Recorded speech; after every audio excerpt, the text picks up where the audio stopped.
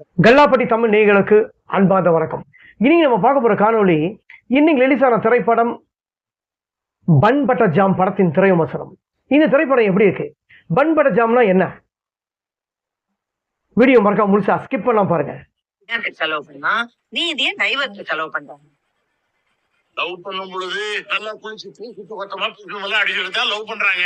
கல்யாணம் பண்ணிட்டு சேர்ந்து வாழணும்னு வீட்டுக்கு வந்ததுக்கு அப்புறம் தானே தெரியுது. வெட்டியை கழட்டி ஹாலிலே போட்டுறான், சாக்ஸ வாஷ் பண்றதே இல்ல, ஹைலைட் பண்ணா குக் பண்றது இல்ல. ஒரு ரிசார்ட் இருக்கு அங்க. இந்த படத்துல பன் பட்டர் ஜாம் படத்தின் திரைவிமர்சனம். இந்த படத்துல வந்து நடிச்ச நடிகர்கள் எல்லாமே அவங்களுக்கு கதாபாத்திரத்தை ரொம்ப நல்லா பண்ணியிருப்பாங்க. Bigg Boss Raju, Bhavya, Charlie, Vikranth, Saranya, Devadarshini மற்றும் இந்த திரைப்படத்தில் எத்தனையோ நடிகர்கள் இந்த படத்தில் நடிச்சிருப்பாங்க. அதே மாதிரி இந்த படத்தோட தயாரிப்பு சுரேஷ் சுப்பிரமணியன். இந்த படத்தோட இசை நிவாஸ் பிரசன்னா. இந்த படத்தோட டைரக்ஷன் ராகவல் மிதாத். இந்த படத்துல கதாநாயகனோட பெண் கேரக்டரும் அவர் தான் இந்த படத்துல வந்து பண்ணியிருப்பாரு. இந்த படத்தோட கதைன்னு சொன்னா, பன் பட்டர் ஜாமுக்கு முதல்ல அர்த்தம் என்ன நான் அப்புறம் சொல்றேன். இந்த படத்தோட கதைன்னு சொன்னா, கதாநாயகனோட ஃப்ரெண்டு ரெண்டு பேரும் வந்து எல்கேஜிலேருந்தே ஒரு இணை பிரியாத நண்பர்கள். அம்மா வந்து ரொம்ப ஸ்ட்ரிக்டானவங்க. அம்மா வந்து இவங்களை பயம் பொத்தியே, லேடிஸ் கிட்ட எல்லாம் பேசக்கூடாது, ஏதோ ஒரு பயம் பொத்தியே வச்சிருப்பாங்க. அதனால இவருக்கு பொண்ணுங்களை பார்த்தாவே இவருக்கு ஒரு பயம், கதாநாயகனுக்கு பேசுறதுக்கு வந்து அச்சம். இவங்க +2 முடிச்சிருவாங்க.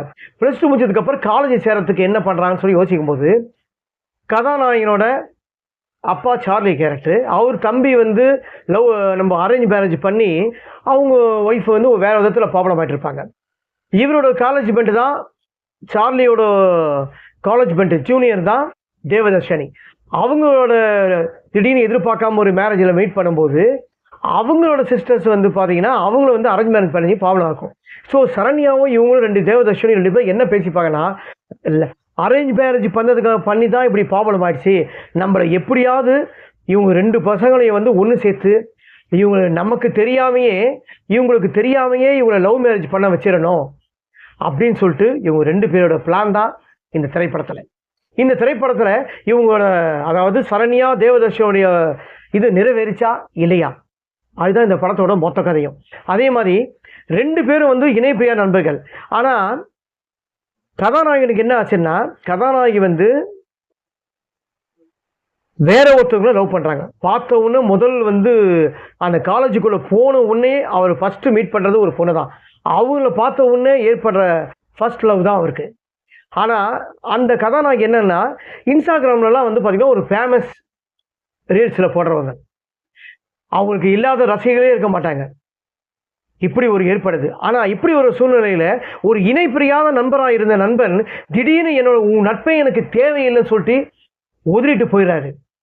அவர் ஏன் அவ்வளோ வந்து எல்கேஜிலேருந்தே ஒரு ஃப்ரெண்டாக இருந்தவங்க எப்படி ஏன் உதறிட்டு போனாரு, எதனால உதறிட்டு போனாரு, இவங்களுக்குள்ள என்ன நடந்திருக்கும், இதுதான் இந்த படத்தை கதையை கிட்டத்தட்ட ஒரு 2.5 hour ஓட்டியிருக்காங்க இந்த திரைப்படம்.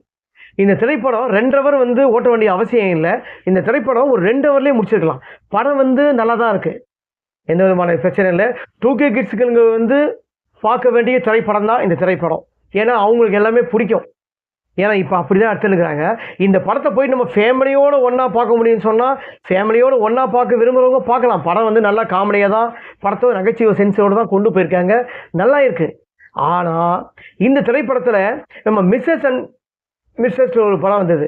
அந்த திரைப்படத்தில் ஒரு ஆபாசமான காட்சிகள், அப்பட்டமாக அது செக்ஸ் படம் தான் அப்படின்னு நிரூபிக்கிற அளவுக்கு, அதாவது அடல்ட் கண்டென்ட் தான் அந்த படம் வந்து நிரூபிக்கிற அளவுக்கு அந்த படம் இருந்தது. ஆனால் இந்த திரைப்படம், அதாவது பன் பட்டர் ஜாம், இந்த திரைப்படம் வந்து ஈக்குவலா அந்த அளவுக்கு, அந்த படம் செக்ஸ் படம் மாதிரி இல்லாத அளவுக்கு, இந்த படத்தை காட்டாத அளவுக்கு இந்த படத்துல ஏகப்பட்ட டபுள் மீனிங்ஸ் இருக்கும். ஏன்னா இப்போ வந்து நம்ம வந்து கற்றுக் கொடுக்கணும் அவசியம் இல்லை. ஏன்னா இப்போ இருக்க ஜென்ரேஷன்ல பொண்ணுங்க வந்து இப்படி தான் இருக்காங்க. பொண்ணுங்க வந்து இப்படி தான் கெட்டு போகிறாங்க ஓப்பனாகவே. என்னை வந்து ஏதாவது பண்ணுடா, ஏதாவது பண்ணாதான்டா நான் எனக்கு நீ எப்போ பண்ணுவேன்னு எதிர்பார்க்குறேன். இதெல்லாம் டைலாக்ஸ் எப்படி வருதுன்னு தெரியல. ஏன்னா சரண்யா வந்து ஒரு சொல்லுவாங்க, இப்போ இருக்க 2K கிட்ஸுகளை வந்து யாருமே புரிஞ்சிக்க முடியல. லவ் பண்ணுறவங்கள லவ் பண்ணுறேன்றாங்க, திடீர்னு கொஞ்ச நாள் பார்த்து அவன் எனக்கு லவ்வர் இல்லை, ஏன் ஃப்ரெண்டுன்றாங்க. இவன் லவ் பண்ணுறான், அவன் கட்டிக்கிறான், அவன் லவ் பண்ணுறான், இவன் கட்டிக்கிறான், இவன் லவ்வர் கூட வந்து ரெசார்ட்டில் 2 பேரும் ஒன்றா இருந்ததை பார்த்ததுக்கு அப்புறமும் வந்து வேற மாதிரிலாம் போகுது இந்த படம். அப்படிப்பட்ட சில காட்சிகள் அந்த திரைப்படத்தில் இருக்குது. ஆனால் இந்த திரைப்படம் பார்க்கறதுக்கு 2 ஹவர் காமெடியாக தான் போகுது. ஆனால் அதான் சொல்லணுங்க, இப்போ இருக்க 2K கிட்ஸ்க்கு வேணால் பார்க்கலாம். அதே மாதிரி பிக் பாஸ் ராஜு வந்து இந்த திரைப்படத்தில் அவரெல்லாம் நம்ம குறை சொல்லக்கூடாது. நல்லா பர்சனாலிட்டி, நல்லா அழகாக இருக்கார், நல்லா நடிச்சிருக்காரு. அதே மாதிரி படத்தோட வந்து இந்த படத்தில் டைரக்டர் தான் அதோட ஃப்ரெண்ட் சப்போர்ட்னு கேட்டு பண்ணியிருக்காரு, நல்லா பண்ணியிருக்காரு. அவர் நல்லாவே பண்ணியிருக்காரு. அவரை விட வந்து ஒரு 3 சீன் 4 சீன் வந்தாலும் விக்ராந்த் திடீர்னு வராரு. விக்ராந்தோட கதாபாத்திரம் ரொம்பவே மனசில் வந்து ஆழமாக பதியுது. அவர் வந்ததுக்கு அப்புறம் தான் கதாநாயகனுக்கு வந்து ஒரு பிடிப்பே வருது. அதுலேருந்து தான் ஒரு டர்னிங் பாயிண்ட் ஆகுது கதாநாயகனுக்கு. அந்த மாதிரி ஒரு இன்ட்ரெஸ்டான காட்சிகள், சீன்ஸுகள் இந்த திரைப்படத்தில் இருக்குது. ஆனாலும் இந்த படத்தில் வந்து அந்த டபுள் மீனிங்லாம் இருக்கிற தொட்டு பார்ப்பாங்களா இல்லையா நமக்கு தெரியாது. அதெல்லாம் கொஞ்சம் இந்த டபுள் மீனிங்லாம் இல்லாமல் இருந்தால் இந்த திரைப்படம் வந்து ஒரு ஃபேமிலியாக உட்காந்து ரசித்து பார்க்குற ஒரு நல்ல காமெடி படம்னு சொல்லலாம். ஆனால் இந்த திரைப்படத்தில் ஏகப்பட்ட சீன்ஸ் அந்த மாதிரி இருக்குது. கதாநாயகன் பண்ணுற சீன்ஸ்லாம் நான் வாயில் சொல்லவே முடியாது. அப்படிப்பட்ட டபுள் மீனிங் சீன்ஸ் எல்லாம் இந்த திரைப்படத்தில் இருக்கும். ஆனால் அப்பா வந்து சார்லி கேரக்டர் ரொம்ப பிரமாதமாக பண்ணியிருக்காரு. ஆனால் அவர் பையன் பண்ணுற அட்டகாசம், பையன் எதனா இன்னும் உள்ளே பண்ணுறாருன்னு நல்லாவே அவருக்கு தெரியும். தெரிஞ்சிருந்து தான் அவரை தாண்டி தான் நான் வந்திருக்கேன் அப்படின்னு சொல்லிட்டு அவர் மனசில் இருக்கும். ஆனால் அம்மாவோட கேரக்டர் சரண்யா தான் பையனை வந்து தப்பாகவே புரிஞ்சுன்னுப்பாங்க. நல்லா படிக்கிறான், உள்ளே உட்காந்து டீப்பாக படிக்கிறான்னு. அவன் டீப்பாலாம் படிக்கல. அவர் உள்ளே உட்காந்துக்கிட்டு லேடிஸோட ஃபோட்டோவெல்லாம் பார்த்துக்கிட்டு என்னென்னமோ பண்ணி நிற்பார். அந்த சீன்ஸ்லாம் அவாய்ட் பண்ணியிருக்கலாம். ஆனாலும் இந்த திரைப்படம் ஒரு தடவை பார்க்கலாம். ஃபேமிலியோடு ஒன்றாவெல்லாம் உட்காந்து பார்க்கலாமா அப்படின்னு கேட்டால் என்னோட தனிப்பட்ட முறையில் கருத்து, ஃபேமிலியோடு போய் ஒன்றா பார்க்காதீங்க. காலேஜ் ஸ்டூடெண்ட்ஸுக்கு பாருங்கள், 2K கிட்ஸுக்கு பாருங்கள், லவ்வர்ஸுக்கு இந்த திரைப்படத்தை பாருங்கள், கொண்டாடுங்க. ஆனால் ஃபேமிலியோட அப்பா அம்மாலாம் கூப்பிட்டு குழந்தைங்களாம் கூப்பிட்டு போய் எதுக்கு தேவையில்லாமல், ஏற்கனவே பொண்ணுங்க இப்போ வந்து 2K கிட்ஸ்க்கு நியூ ஜென்ரேஷனுங்க வந்து இப்போ கெட்டு போய் குட்டிச்சோராக போயிருக்காங்க. இந்த மாதிரி இருக்கிற இதில் வந்து இந்த படத்தை எதுக்கு எல்லாம் ஒன்றா போகணும், அதை நம்ம தவிர்க்கலாம். ஓகேங்களா?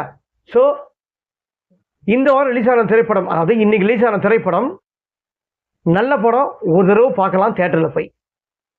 ஃப்ரெண்ட்ஸ், இன்னைக்கு ரிலீஸ் ஆன திரைப்படம் Bun Butter Jam. Bun Butter Jam வந்து ஒரு பெரிய அர்த்தம் சொல்லியிருக்காங்க. பன் பட்டர் ஜாம்னா என்ன, அந்த பன்னு எப்படி வந்து எந்த இடத்துல இருந்து உருவாச்சு, ஜாமுக்கு என்ன அர்த்தம், இதையும் வந்து ஒரு இன்ட்ரெஸ்டாக சொல்லியிருப்பாங்க. அந்த படத்தில் அந்த ஒரு சீன் இன்ட்ரெஸ்டாக வந்து எனக்கு பிடிச்சிருக்கு. பன் பட்டர் ஜாம் நம்ம சாப்பிட்றோம், ஆனால் அந்த பன் எங்கேருந்து வருது, எப்படி தயாரித்தாங்க, ஜாம் எங்கேருந்து வந்தது, அதை வந்து கொஞ்சம் அழகாக சொல்லியிருக்காங்க. அந்த அர்த்தத்தை நீங்கள் தியேட்டரில் போய் பாருங்க. இந்த திரைப்படத்தை பற்றி நான் கொடுத்த காணொளி உங்களுக்கு பிடித்திருந்தா மறக்காமல் கமெண்ட் பாக்ஸில் உங்கள் கருத்தை வந்து பதிவு பண்ணுங்கள். எல்லாப்படி தமிழ் யூடியூப் சேனலில் மறக்காமல் சப்ஸ்கிரைப் பண்ணுங்கள், லைக் பண்ணுங்கள், கமெண்ட் பண்ணுங்கள்.